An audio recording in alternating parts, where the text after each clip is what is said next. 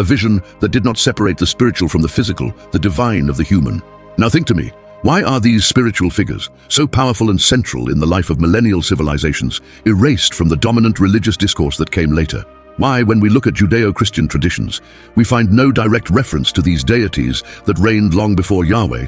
What's more, why contact these cultures was portrayed as sin, idolatry, or paganism? The answer, although uncomfortable for many, is one: purposeful spiritual substitution. Yahweh did not appear in a vacuum. It was introduced into a region where there was already rich and consolidated spirituality. The Hebrews, when settled in the region of Canaan, found people with very old beliefs, and part of these beliefs had a direct connection with African spiritual traditions. The Bible speaks, for example, of the Canaanites, Philistines, and other peoples considered pagan, but never deepens their beliefs with honesty. Why? Because many of these beliefs had remnants of these black deities. And recognizing this would be to recognize that Yahweh is not the beginning of everything.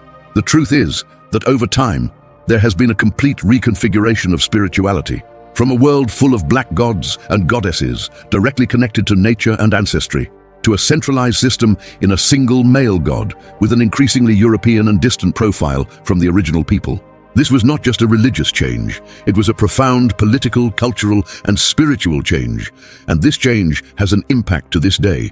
It undid the connection of millions of people with their older roots, destroyed the bridge between the Africans and their own gods. He replaced the loving look of a black goddess of fertility with a judging look of a distant and hierarchical god. Now, do you start to understand the depth of this erasure? What is at stake here is not just ancient story, but spiritual identity.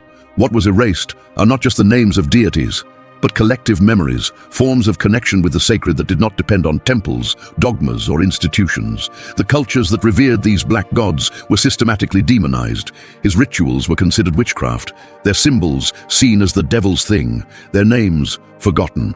All this so that a new theology could be implemented, a theology that needed to erase the past, to validate in the present.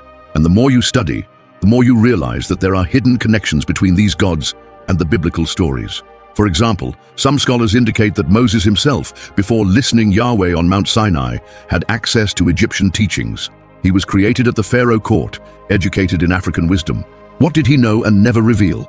Has part of the spiritual base of monotheism not actually extracted from black and reformulated spirituality? This is more than a theory. It is a line of research that many are afraid to follow, because it breaks structures. But here, in this video, we go deep, because only when you understand the past can you break free in the present.